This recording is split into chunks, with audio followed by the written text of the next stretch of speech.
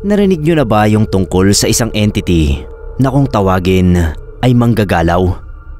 First time kong narinig ang tungkol doon sa kwento ng isa kong pinsan na nakaranas ng panggagambala noon. Yung pinsan kong si Evelyn, mahilig yun maglaba kapag gabi na. Kasi naman mahina ang tubig sa lugar nila kapag maaga pa at tumalakas lang kapag gabi na. Kaya naman nakaugalian na niyang maglaba kapag alas 11 o alas 12 ng madaling araw para malakas ang tubig. May trabaho sa palengke si Evelyn tuwing umaga at halos iilang oras na lang ang tulog niya dahil nga sa paglalaba. So kadalasan yung mga sinampay niya ay inaabot ng 2 araw sa sampayan bago makuha. Hindi yun mapagpaniwala sa mga pamahiin kaya ultimo mga underwear niya ay nasa labas kahit gumabi na. Pero isang beses ay nasampulan siya ng tinatawag ng manggagalaw. Kaya nung gumaling siya ay hindi na talaga siya naglaba tuwing gabi. Nag-iipon na lang siya ng tubig na panlaba sa gabi o kaya ay nilalabhan na lang niya ang mga damit pero sa umaga niya sinasampay. Tapos bago mag alas 5 ng hapon ay pinapasok na niya kasi hodang basa pa yung mga damit. Ganito kasi yung nangyari. Since may asawang tao naman si Evelyn, ay hindi na nila pinagtaka na mabuntis siya. 3 na yung anak nila noon at yung bunso ay grade 4. Akala nila ay bunso na talaga yon. Hanggang sa magpakita nga ng sintomas ng pagbubuntis si Evelyn. Hindi nila inaasahan yon pero tinanggap pa rin nila dahil biyaya raw. Naglihi siya, lumaki ang tiyan at tumigil ang regla. Hindi kaagad siya nakapagpa-check up dahil nga sa busy sa bahay at sa trabaho. Nasa 3 buwan na ang pagbubuntis niya nung sa wakas ay nagpa-check up sila. Sa gulat nila ay wala namang makuhang heartbeat ang doktor nung i-ultrasound siya. Hindi rin makita yung fetus kaya natakot sila. In-ultrasound uli siya at ang ginawa ay pinadaan sa ari ng babae para masilip ang loob ng matres. Pero wala talagang bata. Ang sabi ng doktor ay phantom pregnancy raw yon at may mga ganoong kaso talaga na inaakala ng katawan ng babae na buntis ito pero hindi naman pala. Lungkot na lungkot noon sina Evelyn lalo pa at ilang araw pagkatapos ng check-up ay umimpis ang tiyan niya at niregla siya ng maitim at buo-buo. Yung lola ng asawa ni Evelyn na ubod na ng tanda ang nagsabi na baka raw nadali ng manggagalaw si Evelyn. Patignan daw siya sa albularyo para malaman kung ganoon nga ang nangyari. At ayun nga Sir Neb, pagkakita pa lang daw ng albularyo kay Evelyn ay nasabi kaagad nito na nakatuwaan ng elemento si Evelyn dahil nagagandahan sa mga underwear nito na laging nakasampay sa likod bahay. May isang partikular na panty raw si Evelyn na gustong gusto noong elemento at doon nilagay ang itlog nito na nang maisuot ni Evelyn ay nagbuntis siya. Mabuti raw at maagang nalaman na walang pinagbubuntis si Evelyn dahil kung hinintay pang tuluyang lumaki ang tiyan niya ay baka nanganak siya ng maligno. Sabi pa ni Evelyn ay nai-describe daw noong albularyo yung panty na sinasabi nitong gustong gusto nung manggagalaw. Magmula raw noon ay hindi na niya ginamit yung panty na yon hanggang sa sinunog na niya. Magmula rin noon ay sa loob na siya ng bahay nagsasampay ng mga underwear nilang mag-anak. Pasalamat na lang daw sila at sa kanya na lang nangyari imbis na sa anak niyang dalaga. Nung malaman ko ang mga nangyaring yon kay Evelyn ay sinabihan ko rin yung misis ko na wag nang magsampay ng underwear namin sa labas ng bahay at wag nang hahayaang malubugan ng araw ang mga sinampay kahit pa mga kumot yon. Mahirap na. May mga ganoong klase pala ng elemento o maligno.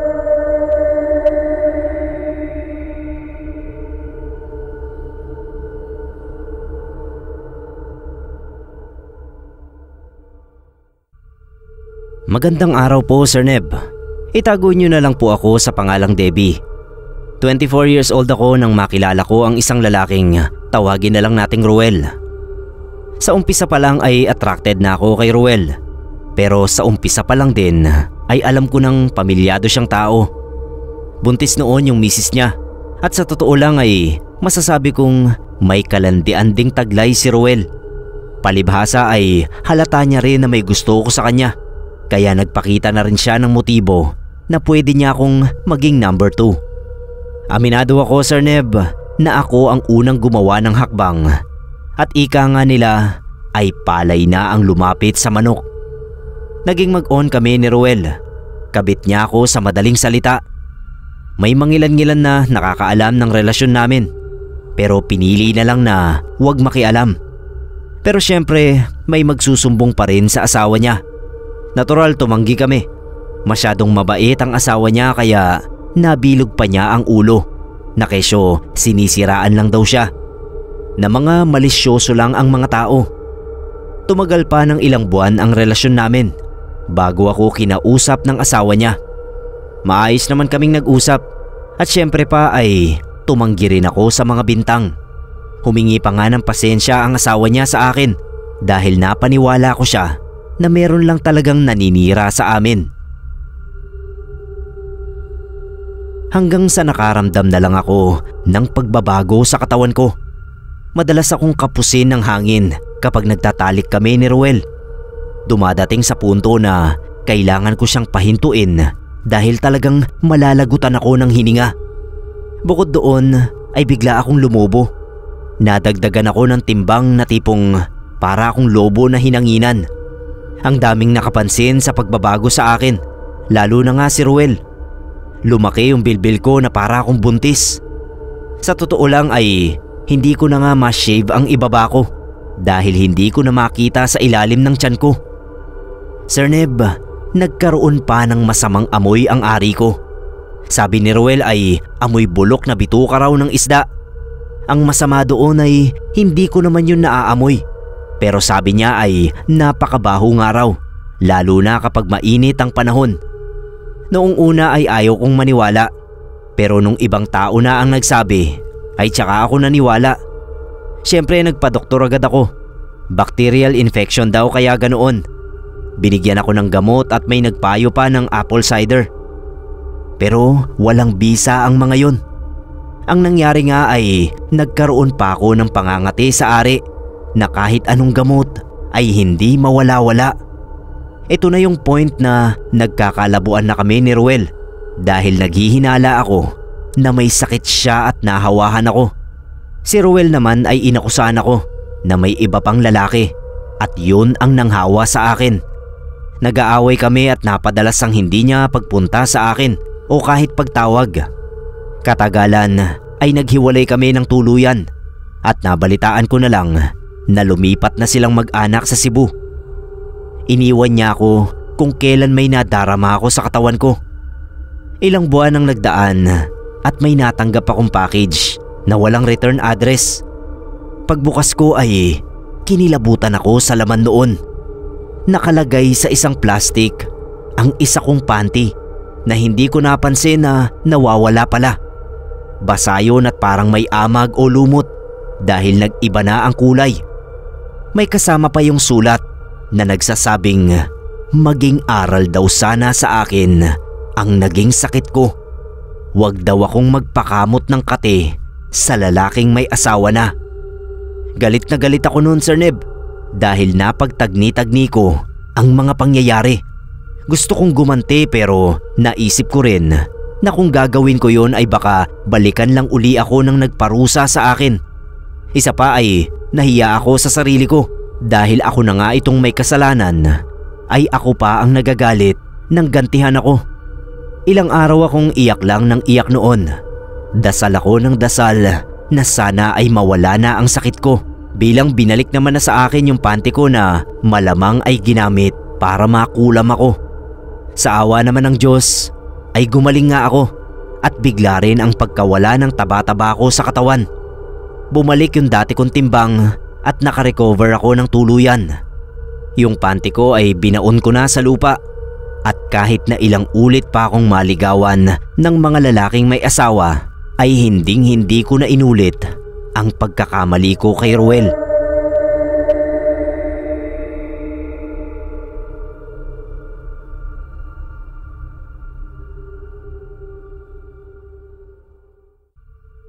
Ako nga pala si Elias. May ibabahagi lang akong kwento na narinig ko sa tiyuhin ko na retired policeman.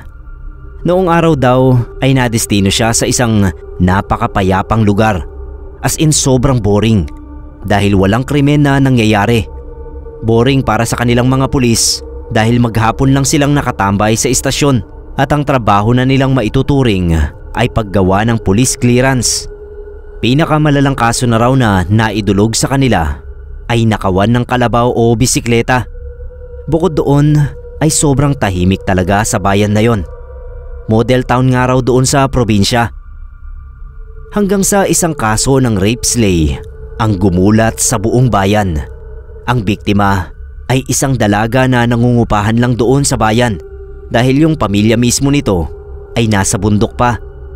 Nagtatrabaho raw yung dalaga sa isang butika sa bayan at kung magbabiyahe pa raw ito pauwi sa bundok ay aabutin ng kalahating araw kaya umupa na lang ito ng isang maliit na kwarto. As in maliit na kwarto na siyang naging crime scene. Parang banyo lang daw sa liit yung kwarto. Kutsyon at kahon na lagayan ng damit lang daw ang laman. Tapos sa labas ang banyo at may kalan na kahoy kung saan nagluluto yung dalaga. Kung tutuusin daw ay maririnig ng may-ari noong maliit na kwarto ang nangyayari sa biktima dahil kahoy lang ang mga dingding noon. Ang kaso ay nagkataong nagkakaraoke yung may-ari dahil birthday ng bunso nitong anak kaya maingay. At ang suspect, Sir Neb, isa sa mga bisita noong may-ari ng kwarto. Bale, nakursunadahan daw noong bisita yung dalaga nang makita itong lumabas ng kwarto at nagbanyo. Pumasok daw yung bisita sa kwarto habang nagbabanyo yung dalaga at pagpasok ng babae ay bigla itong sinuntok sa sikmura kaya nanghina.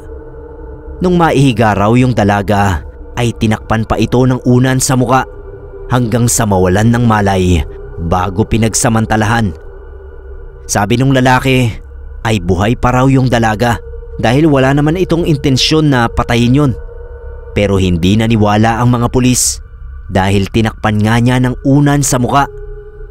Madali namang nahuli yung suspect dahil nakita nga ito ng may-ari ng kwarto na nanggaling sa loob noon. Nagdahilan pa ito na kakilala raw ang nangungupahan doon kaya nakipagkwentuhan muna. Pero hindi naniwala yung may-ari at kinatok yung kwarto. Doon na raw tumakbo palayo yung bisita kaya naghinala ng hindi maganda ang mga ito. Nakulong naman daw yung lalaki. Ngaw-ngaw raw ito ng ngaw-ngaw sa selda. Huwag daw siyang iwan mag-isa roon dahil nakikita niya yung dalaga.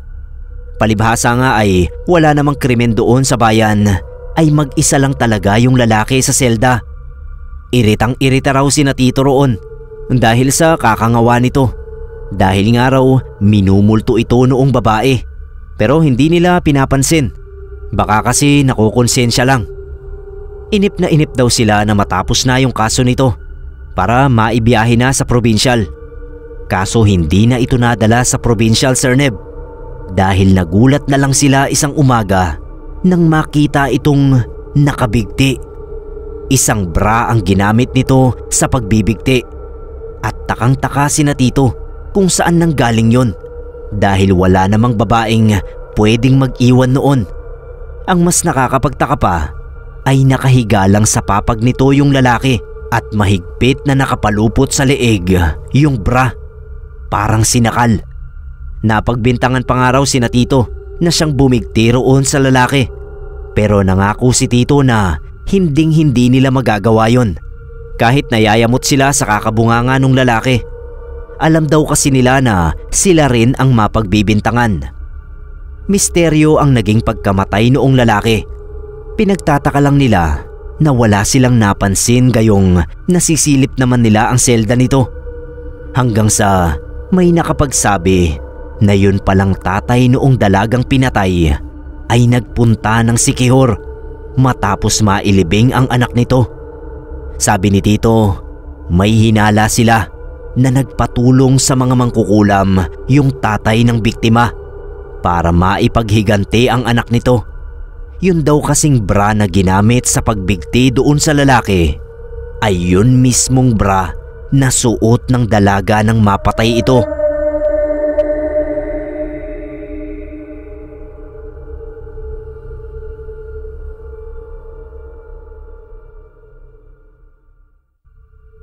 Ang kwentong ito ay naipasa lang sa amin ng tatay namin. Nangyari daw kasi ito kina lolo at lola noong kalakasan pa lang nila. By the way Sir Neb, ako nga pala si Ross at isishare ko itong kwentong hiwaga ng Lolo Sebio at Lola Hilda namin base sa kwento ni tatay. Sabi ni tatay, noon daw mga bata pa sila ay napakapangit ng samahan ni na lolo at lola. Ginugulpi raw ni lolo si lola kaya ilang beses silang lumayas noon. 3 silang magkakapatid at sunod-sunod ang edad nila kahit na ilang taon pa lang nakasal si na lolo. Sabi pa ay pinagsamantalahan lang ni lolo si lola kaya sila naikasal. Imbis daw na magsampa ng kaso ay pinakasal na lang yung dalawa para iwas kahihiyan. Pero alam daw sa buong barangay nila tatay ang totoo dahil kahit mga kalaro nila ay alam ang tunay na nangyari doon sa mag-asawa. Sa bawat paglayas ni na lola ay natutuntun din naman sila ni lolo kaya napipilit silang bumalik. Hindi raw ganoon kahigpit ang batas laban sa pang-aabuso sa mga babae kaya bawat pagtatalo noong mag-asawa ay hindi pinapakialaman ng mga kinauukulan. Kesyo, away mag-asawa lang daw. Pero saksi si na tatay sa mga pambubugbog ni lolo. Lalo na raw kapag ayaw pumayag ni lolo na may mangyari sa kanila. Pero syempre dahil wala siyang magawa at mahina ang batas na nangangalaga sa kababaihan, naka-8 anak si na lolo at lola. Doon sa bunsong anak ni na lola, nagsimulang maging mas impyerno ang buhay nila dahil natuto pang mambabae si lolo. Ang masama pa ay hindi na siya nagsusustento kaya hirap na hirap lalo si lola. May pagkakataon na silang umalis noon at iwan si lolo. Pero hindi naman kaya ni lola na buhayin silang 8 magkakapatid. Lalo pa at nagkasakit na siya sa baga. Hindi na siya makapagtrabaho ng mabigat. Doon na raw halos magmakaawa si lola na wag silang layasan ni lolo. Pero si lolo raw pinagtatawanan lang si lola at sinasabing kung lalayas daw silang mag-iina ay makakaasa sila na hindi na sila hahanapin ito. Kaso ayun nga, hindi na kayang lumayas ni na lola. Iyak na lang daw ito ng iyak tuwing uuwi si lolo minsan sa 1 buwan. Tapos lalayas din kinabukasan. Hanggang sa isang araw ay narinig ni tatay na kausap ni lola yung isa nilang kapitbahay na bali-balitang isa raw aswang. May sinabi raw yun kay lola na dapat nitong gawin para hindi na umalis si lolo. Hindi raw niya maintindihan pero nang sumunod na dumating si lolo sa bahay nila ay asikasong-asikaso raw ito ni lola. Pinagtimpla kaagad ng tsaa at pinaghain ng makakain. Hindi raw pinapansin nila tatay at mga kapatid niya si lolo dahil galit sila rito. Pero hindi si lola. Kinabukasan ay inaasahan nilang aalis na si lolo. Pero nagulat sila nang makita itong nag-aalmusal pa. Lumipas daw ang maghapon at hindi umalis si lolo. Hanggang sa umabot ng 1 linggo na hindi ito umaalis. Yung 1 linggo ay tumagal pa hanggang sa hindi na nga ito umalis. Naging maayos na raw ang pagsasama nung dalawa at nagkaroon pa ng pang-9 na anak. Takang-taka raw sila tatay kung bakit bumait si lolo. Hanggang sa nahuli niya mismo si lola na ginagawa ng tsaa si lolo gamit ang tubig na pinagbabaran ng kanyang panloob. Nagulat daw siya sa ginagawa ni lola. At si lola naman ay nagulat na nakita niya ito. Mangiyak-ngiyak daw si lola at sinabing wag daw niyang ipaalam kay lolo ang ginagawa nito. Yun daw pala ang sinasabi ng kapitbahay nila na magpapabalik sa tatay nila. Painumin daw ito ng pinagbabaran ng kanyang panloob. Nangako naman daw si tatay na hindi niya ipapaalam kay lolo ang totoo. Pero nalungkot siya dahil hindi pala bukal sa kalooban ni Lolo ang pagiging mabuti sa kanila. Kung hindi pa raw gawan ng paraan ni Lola ay hindi ito magtitino. Sir Neb, hanggang sa kamatayan ni Lolo ay hindi niya nalaman ang ginagawa ni Lola. Pero si Lola, katagalan ay nagkaroon ng demensya hanggang sa huli naman ay inalagaan siya ng mga anak niya. Kasi alam nilang lahat ang naging sakripisyo ng nanay nila.